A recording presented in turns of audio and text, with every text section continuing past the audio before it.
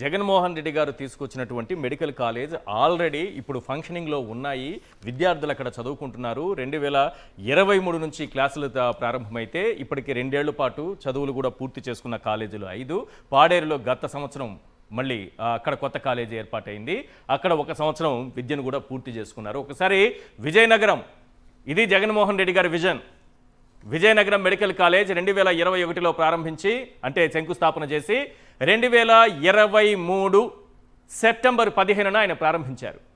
అక్కడి నుంచే వర్చువల్గా మచిలీపట్నం మెడికల్ కాలేజీని ప్రారంభించారు. అదే సమయంలో రాజమండ్రి కూడా ప్రారంభమైంది. అదే సమయంలో ఏలూరు కూడా ప్రారంభమైంది.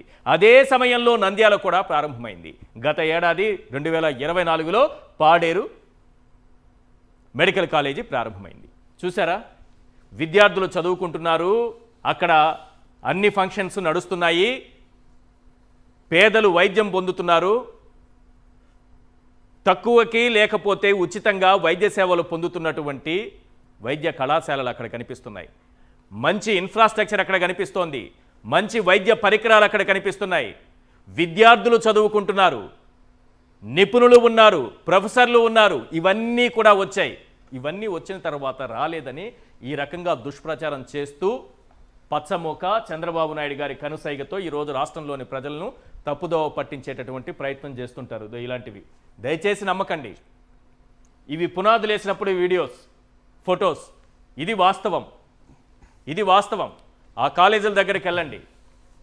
ఆ చరిత్రను కనుమరుగు చేసేటటువంటి కుట్ర జరుగుతోంది. ఎస్ పాషా గారు, నేను చెప్పాలనుకుంటుంది ఏంటంటే, ఇప్పుడు 10 కాలేజీలు అంటున్నారు కదా, వీటిని మాత్రం అమ్మేరని గ్యారంటీ ఉందా? వీటిని అమ్మేరని గ్యారంటీ ఏమన్నా ఉందా? జగన్మోహన్ రెడ్డి గారు తెచ్చి ఇప్పటికే నడుస్తున్నటువంటి ఈ 6 కాలేజీల భవిష్యత్తు ఏంటి? అందరికీ నమస్కారం అండి. సార్, ముందుగా ఈ కాలేజీలని ప్రైవేటు వ్యక్తుల చేతిలో పెట్టడం అన్నది చంద్రబాబు నాయుడు గారు తెలుగు జాతికి చేసేటటువంటి అతిపెద్ద ద్రోహం. చాలాసార్లు చాలా ద్రోహాలలో చంద్రబాబు నాయుడు గారి పేరు వచ్చినట్టుంది, కానీ ఇది మాత్రం ప్రజలు ఎప్పటికీ గుర్తుపెట్టుకుంటారు. కాకపోతే ఇందులో కొన్ని విషయాలు ఉన్నాయి సార్, మనం కూడా గమనించట్లేదు. చాలా ముఖ్యమైనటువంటి విషయాలు ఉన్నాయి. వాటిని ఎంతో జాగ్రత్తగా ఇంగ్లీష్లో దాచేశారు. ఓకే, ఉదాహరణకి మీరు 100 రూపాయలకు 1 ఎకరం అని చెప్పారు. అవును, ఆ విషయం ఆల్రెడీ మీరు చెప్పారు కాబట్టి నేను అందులోకి వెళ్ళను. కోట్ల రూపాయల ఆస్తిని కేవలం 5,000 రూపాయలకి ఇస్తున్నారు. ఆ ఒక్క మాట చెప్తా. 100 కోట్ల రూపాయల ఆస్తిని సంవత్సరానికి 5,000 రూపాయలకి ఇస్తున్నారు. ఆ ఒక్క మాట చెప్తా. అది కూడా నేను చెప్పేది కేవలం పులివెందుల ఆస్తి. వేరే కాలేజీలకి అది కూడా మనం అక్కడ ఉన్నటువంటి భూమి వాల్యూ ఒక్కొక్క హాస్పిటల్ వాల్యూ చాలా ఎక్కువ అవుతుంది. అది ఒకటి. రెండోది, ఇక్కడ చాలా ముఖ్యమైనటువంటి విషయము వైద్యం. ఒకసారి మనము చాలా జాగ్రత్తగా చూస్తే వీళ్ళు ఇచ్చినటువంటి ఏదైతే నోటిఫికేషన్ ఉందో 6.1.2లో సి మనం చూసినట్టయితే set tariffs for treatment for select patients అని చెప్పేసి ఇచ్చారు. టారిఫ్లు పెట్టారు పేషెంట్స్కి, పేమెంట్ల టారిఫ్లు. ఒకసారి జాగ్రత్తగా గమనించాలి. ఫ్రీ ఓపీడీ ఫర్ ఆల్, అందరికీ ఫ్రీగా ఓపీడీ అంటే డాక్టర్ గారికి వచ్చి చూయించుకొని వెళ్ళొచ్చంట. 70% bed to be reserve for select patient. 70% select patients కోసం బెడ్లు రిజర్వ్ చేస్తున్నాడు. ఫర్ ఎగ్జాంపుల్ సెలెక్ట్ పేషెంట్స్ అంటే ఎవరు? ప్రభుత్వ పేషెంట్లు అనుకున్నాం. అక్కడ ఏం చేస్తున్నారు? 30% ప్రైవేటు బెడ్లు, అంటే ఎంతైనా ఛార్జ్ చేసుకోవచ్చు, ఎంతైనా తీసుకోవచ్చు. సరే, ఈ 70% ఫ్రీనా అని చెప్పేసి మీరు ఆనందపడొద్దు. ఫ్రీ కాదా? 70% కూడా ఏం చేస్తున్నారు? ఎన్టీఆర్ మనం చూసుకుంటే వైద్య సేవా ట్రస్ట్ నుంచి ఆ బిల్లులు పేమెంట్ అవుతాయి. ఆ 70% కూడా ఆ బిల్లులు పేమెంట్ ఎక్కడి నుంచి అవుతాయి? ఎన్టీఆర్ వైద్య సేవా ట్రస్ట్ నుంచి. రెండోది పిఎం జన ఆరోగ్య యోజన నుంచి, ప్రధానమంత్రి జన ఆరోగ్య యోజన అని చెప్పేసి. అంటే మనం ఇక్కడ చూసుకుంటే 100 మంది పేషెంట్లు రేపు పొద్దున్న పులివెందుల హాస్పిటల్లో అడ్మిట్ అయితే ప్రభుత్వము మొత్తం 100 మందికి కట్టాలి. 70% మంది కట్టాలి, 30% ప్రైవేట్ వ్యక్తులు కట్టాలి. అంటే అక్కడ ఉన్నటువంటి వ్యక్తికి మాత్రం లాభమే. అర్థమవుతుందా మీకు? మళ్ళీ ఒకసారి చెప్తాను. 100 మంది పేషెంట్లు పులివెందులలో అడ్మిట్ అయ్యారు. 70 మంది పేషెంట్లకి వాడు ఎంతైనా బిల్లు వేసుకొని 70 మంది పేషెంట్లకి ప్రభుత్వం కట్టాలి బిల్లు. 30 మంది పేషెంట్లకి ప్రైవేట్ వ్యక్తులు ఎవరైతే అడ్మిట్ అయ్యారో వాళ్ళు కట్టుకుంటారు. అంటే అక్కడ ఎవరికైతే ఇవ్వబోతున్నారో ఈ హాస్పిటల్, వాడు కాబోయే కోటీశ్వరుడు. అంటే ఆల్రెడీ 10,000 రూపాయలు ఎంత కావాలంటే అంత సంపాదించుకోవచ్చు. ఎంతంటే అంత బిల్లులు పెట్టుకోవచ్చు ప్రభుత్వానికి. ఆ బిల్లులు వస్తాయి, రెండోది ఏంటంటే ప్రైవేటు ఛార్జెస్ 30% బెడ్లు వాటిని ఎంతకంటే అంతగా అది చేసుకోవచ్చు.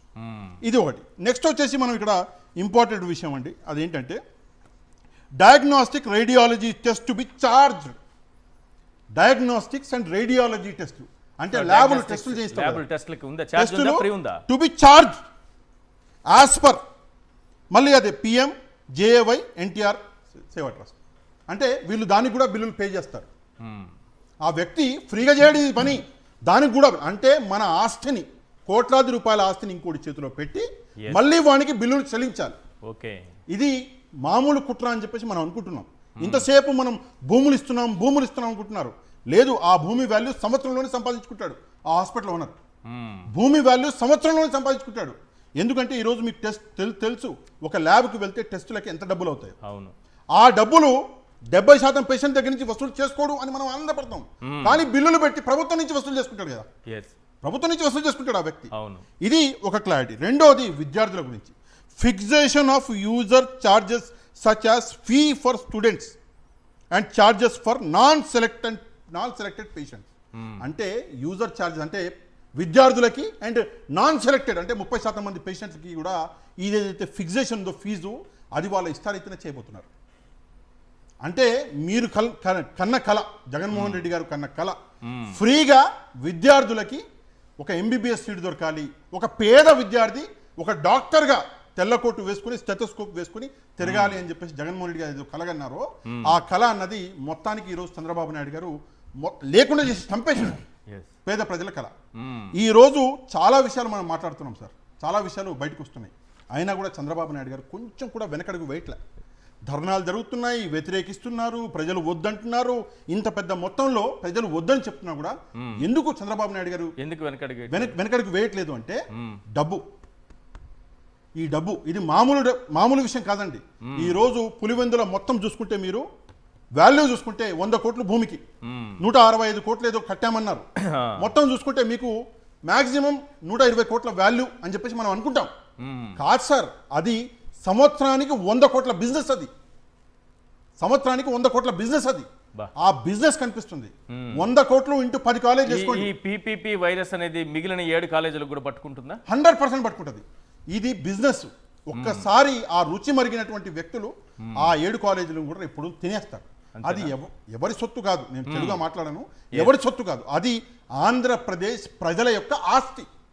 ఆ ఆస్తిని మెల్లమెల్లగా కరిగిచ్చేస్తున్నారు. ఇందాక వెంకటరెడ్డి గారు ఒక మాట అన్నారు, ఇదే పని మీరు అమరావతిలో ఎందుకు చేయరు అని చెప్పేసి అన్నారు. అమరావతిలో చేయరు, ఈ పని విశాఖపట్నంలో చేస్తారు. భూములు ఇచ్చేది ఉంటే రూపాయికి ఇచ్చేస్తారు, కొనేది ఉంటే డబుల్ కొంటారు. ఎందుకంటే కొనే దగ్గర చార్జెస్, బ్రోకర్ చార్జెస్, ఇచ్చే దగ్గర విశాఖపట్నంలో బ్రోకర్ చార్జెస్.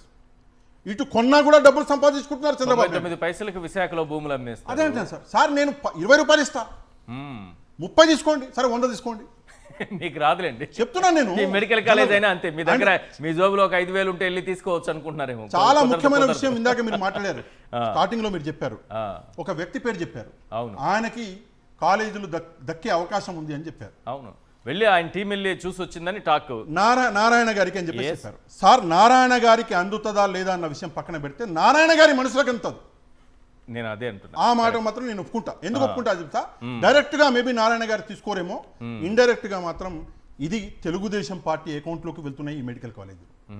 అంటే అది చీమలు అదేదో అంటారు కదా సార్, పుట్టగడితే పాములు వచ్చి ఉన్నాయి అని చెప్పేసి నిజంగా చాలా బాధిస్తుంది సార్. కష్టపడి చీమలు పెట్టిన పుట్టలు పాములకు 20. ఈ రోజు పరిస్థితి సేమ్ అట్లే కనిపిస్తుంది. ఈ రోజు జగన్మోహన్ రెడ్డి గారు కట్టినటువంటి ఆస్తి అది. ఈ రోజు ఇందాక మీరు గిరిజన పిల్లలు అన్నారు సార్, గిరిజన పిల్లలు కాదు, పేద పిల్లలు, ప్రతి వర్గానికి చెందినటువంటి పిల్లలు ఆశ పెట్టుకున్నారు. సరే, మీరు మెడికల్ కాలేజ్ చూడగానే మీకు ఓన్లీ ఎంబీబీఎస్ సీట్లు కనిపిస్తున్నాయి. అందులో పీజీ సీట్లు ఉంటాయి, అందులో నర్సింగ్ సీట్లు ఉంటాయి, నర్సింగ్ లో విభాగాలు ఉన్నాయి. అది కాకుండా జనరల్ గా వేరే విభాగాలు, ఎక్స్రే టెక్నీషియన్ అంటాం మనం, వేరే టెక్నీషియన్స్ ఉంటాయి. అంటే ఒక మెడికల్ కాలేజీ కింద చాలా మంది విద్యార్థులు విద్య అన్నది అభ్యసిస్తారు, వాళ్ళకి సర్టిఫికెట్స్ దొరుకుతాయి. ఈ రోజు మొత్తం దాన్ని అమ్మేసి ఈ రోజు ప్రైవేటు వ్యక్తుల చేతిలో పెట్టి ఆంధ్రప్రదేశ్ ప్రజలకి తీరని అన్యాయం చంద్రబాబు నాయుడు గారు చేస్తున్నారు. దయచేసి ఈ పని చేయొద్దండి. ఎందుకు చేయొద్దంటున్నా అంటే ఇది పాపం. ఇన్ని రోజులు మీరు తప్పులు చేశారు, తప్పులు చేసి దేవుడా క్షమించు అంటే దేవుడు క్షమిస్తాడు, పాపం చేసి క్షమించడు. దయచేసి ఒకసారి ఆలోచించాలి.